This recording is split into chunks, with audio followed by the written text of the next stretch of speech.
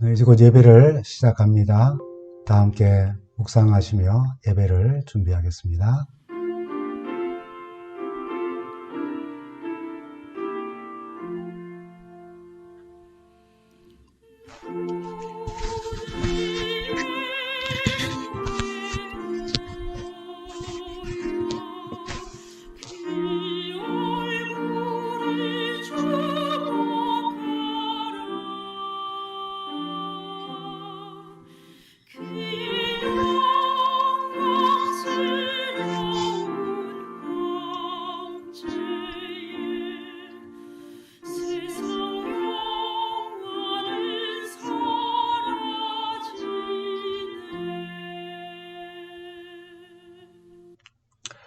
성도 여러분 안녕하십니까?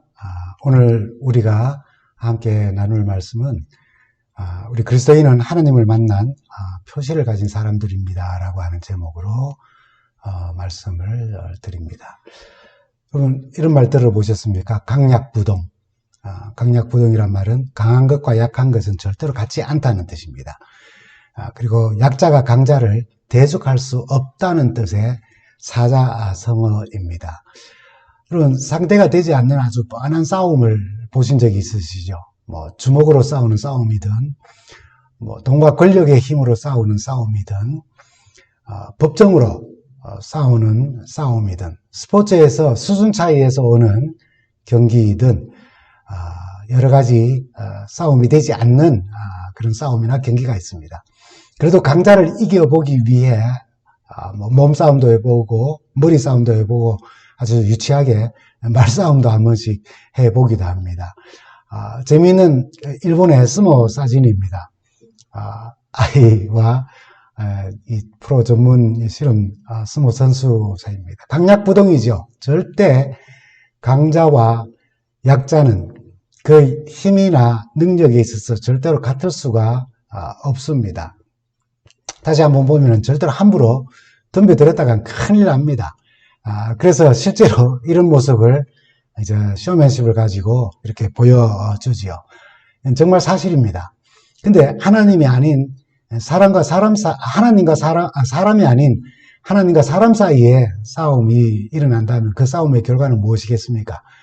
강약부동입니다. 강자와 약자가 절대로 같을 수가 없는, 절대로 인간이 이길 수가 없는 싸움이죠. 오늘 본문 창세기 32장에 형의 축복을 속여서 가로챈 야곱이 약 20여 년이 지나 고국으로 다시 고향 땅으로 돌아오며 무장한 개인 용병을 데리고 자신을 죽이러 오는 형 에서를 만나기 직전 이야기입니다. 에서를 이길 수가 없습니다. 또 꾀를 부릴 수는 있겠지만은 얼마나 걱정되고 괴롭고 두려운 순간이겠습니까?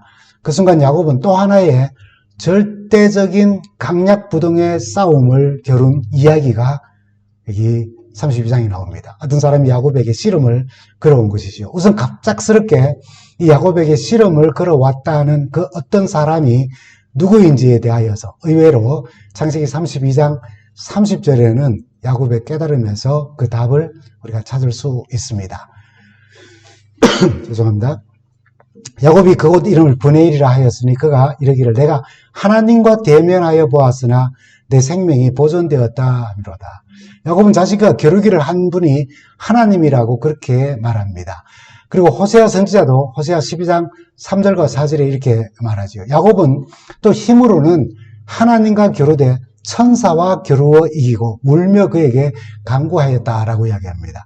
호세아는 야곱의 씨름한 그 대상을 그 어떤 사람에 대해서 하나님과 천사 둘 다를 언급합니다. 부조와 선지자 197페이지에도 이 천상의 방문자는 다름 아닌 그리스도였다라고 그렇게 기록합니다.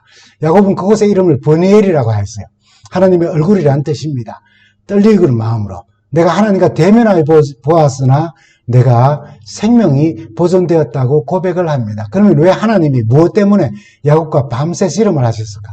일단 여러분 씨름을 했다라고 하는 것은 누가 더 강한지 누가 더 센지 겨루기를 했다는 말입니다. 말이 되지 않지만은 하나님이 강한지 사람인 야곱이 강한지 겨루기를 한 것입니다. 그 결과가 너무 뻔한 이야기죠. 근데 놀랍게도 창세기 32장 25절에는 이렇게 씨름의 결과를 말합니다. 자기가 야곱을 이기지 못함을 보고 오라고요.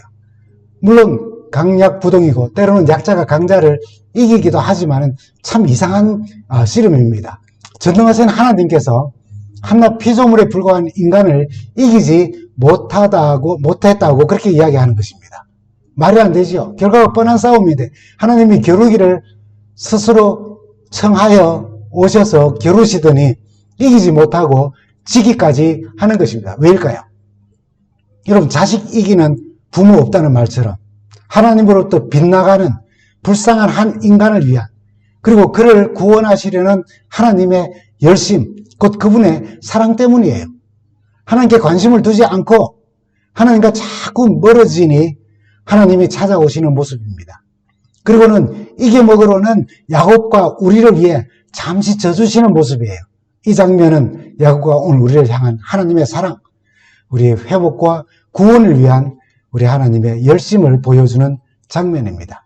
참고로 야곱의 씨름에 대해 호세아 12장 3절과 4절에 보면 조금 전에 우리가 읽었던 말씀이죠. 그는 이렇게 우리에게 말합니다. 힘으로는 하나님과 겨루되 천사와 겨루어 이기고, 그 다음 말씀입니다. 울며 그에게 간구하였다고요.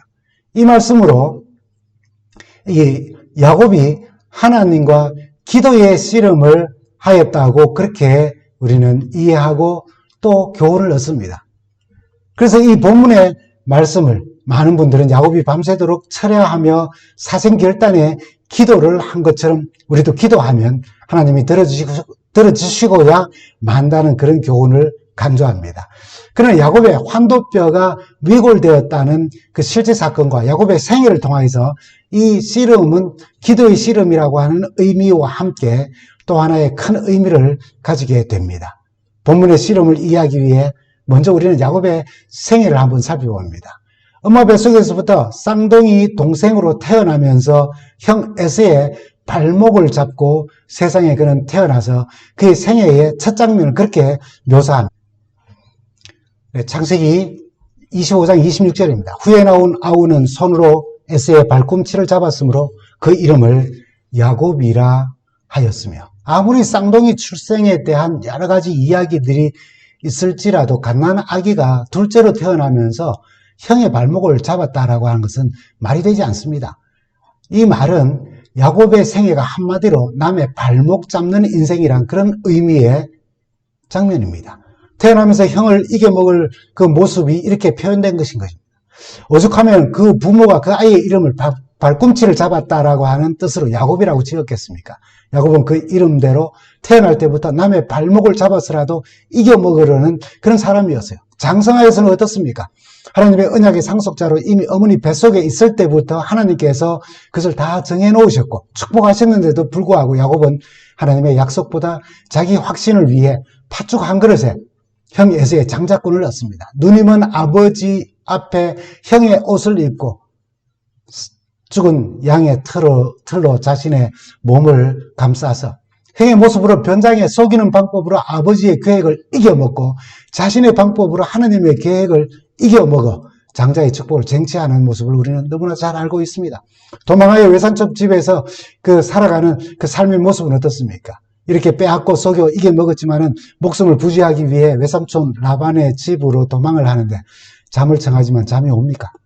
후회스럽고 얼마나 고통스러운 잠자리였겠습니까? 돌을 벽에 삼은 그의 머리맡에서부터 하늘로 연결된 사다리를 통해 참 좋으신 하나님을 그는 만납니다. 그리고 거기서 하나님의 축복의 약속을 그는 분명히 들었습니다. 창세기 28장 13절부터 15절에 있는 말씀입니다. 여러분, 내가 누워있는 땅을 내가 너와 내 자손에게 주리니 내 자손이 땅에 티끌같이 되어 내가 서쪽과 동쪽과 북쪽과 남쪽으로 퍼져나갈지 땅의 모든 족속이 너와 내 자손으로 말미암아 복을 받으리라.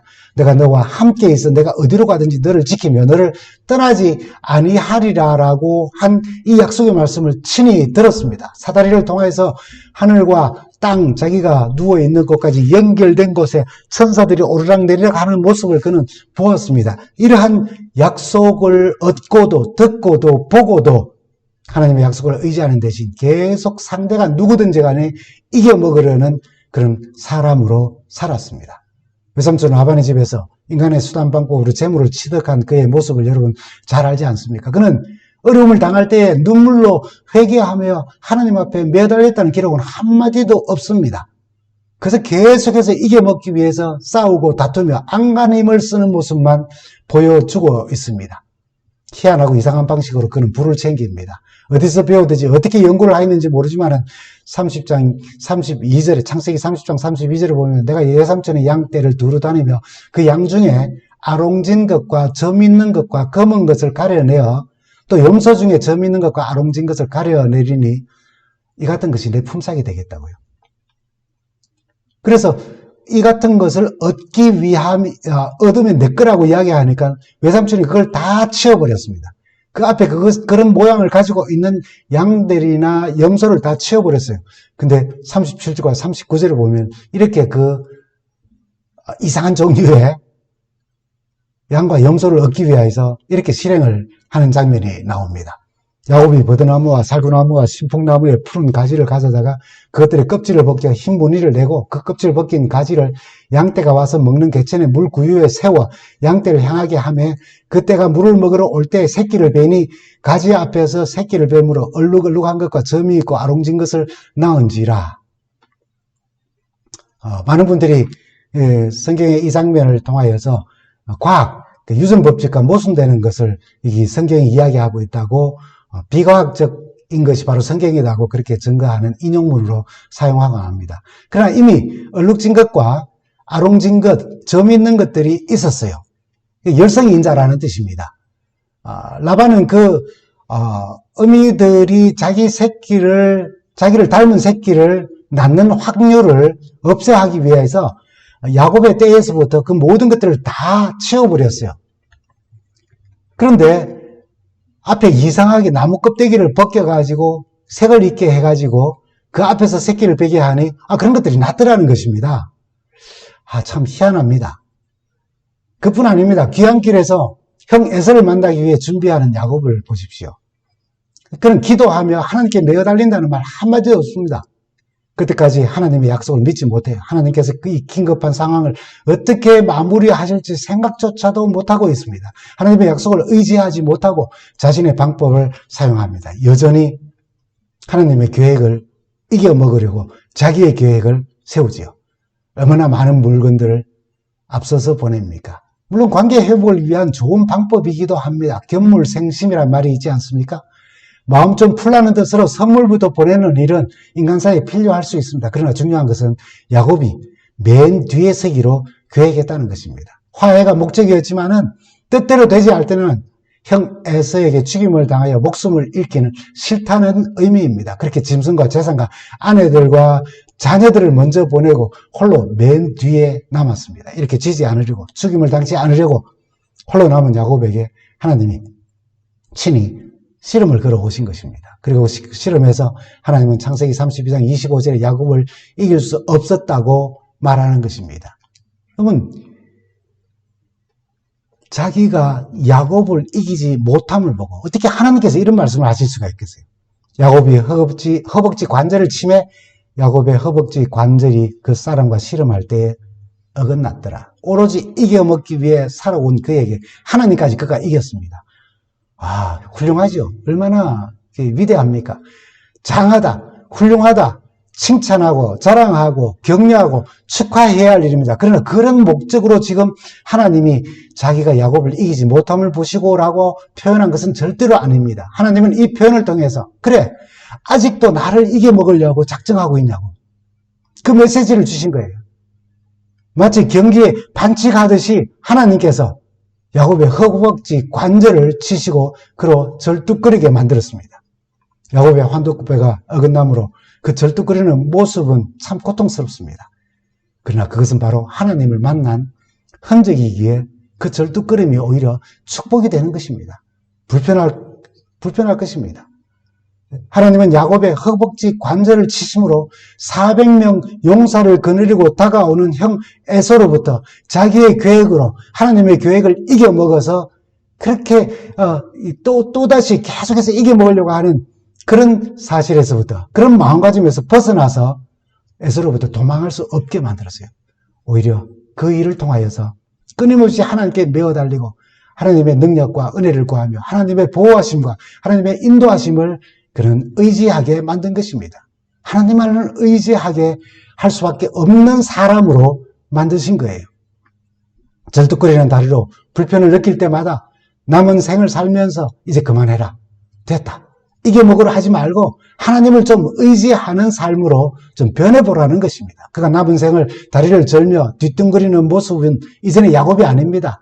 재빠르고 남의 발목을 잡고 하나님도 이게 먹으려고 했던 그렇게 노력하며 그렇게 살아온 사람이었지만 하나님이 나를 이기게 해주신 철저히 하나님의 사람의 삶을 살라는 존재 전환의 명령인 것입니다. 다리를 저는 것은 하나님을 만난 표가 되게 하라는 거예요.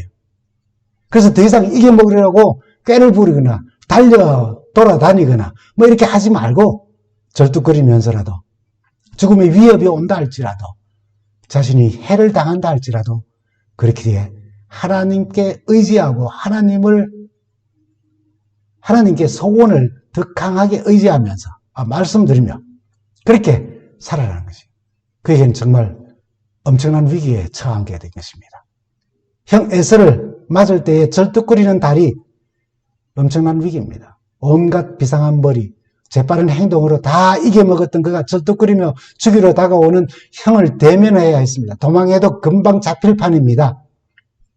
다리를 절면서 비로소 하나님을 이겨먹을 생각을 그만하고 하나님께 순종하며 철저히 하나님을 의지하는 사람의 삶을 살라는 표시와 그는 흔적을 가진 것입니다. 이 시대에 우리를 만나시는 하나님은 우리의 환도뼈를 치지 않으세요. 언제나 포근하고 따뜻하고 그러나 그 포근하고 따뜻한 하나님의 품에 안긴 사람은 절뚝거리는 다리를 가진 야곱처럼 하나님을 만난 표시와 흔적을 가지게 됩니다.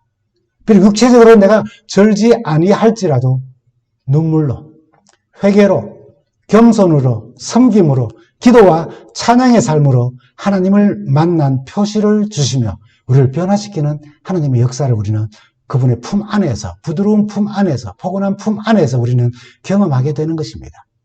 그리고 또 하나의 표시로 새로운 인격과 성품의 사람은 새 이름, 새 사람의 이름, 이스라엘이라는 새 이름을 그에게 주셨습니다. 창세기 32장 28절에 있는 말씀입니다. 그가 이르되 내 이름을 다시는 야곱이라 부를 것이 아니요 이스라엘이라 부를 것이니 이는 내가 하나님과 및 사람들과 겨루어 이기었습니다. 이 말씀을 따라 그 이름의 뜻은 하나님과 겨루어 이긴 사람이라는 그런 해석을 우리는 하여 왔습니다. 또 그렇게 이해해 왔습니다. 맞습니다. 그러나 이스라엘은 하나님을 뜻하는 엘과 통치하다라고 하는 사라르라고 하는 단어로 구성되어져 있어요. 그렇다면 이스라엘은 하나님이 통치하신다라고 하는 원어의 뜻을 이미 가지고 있습니다. 그의 이름을 바꾸신 것은 하나님과 겨루어 이기기 이전에 하나님이 통치하는 삶으로 그가 삶을 변화시키는 인격의 그 극적인 변화가 이루어졌음을 의미하는 거예요.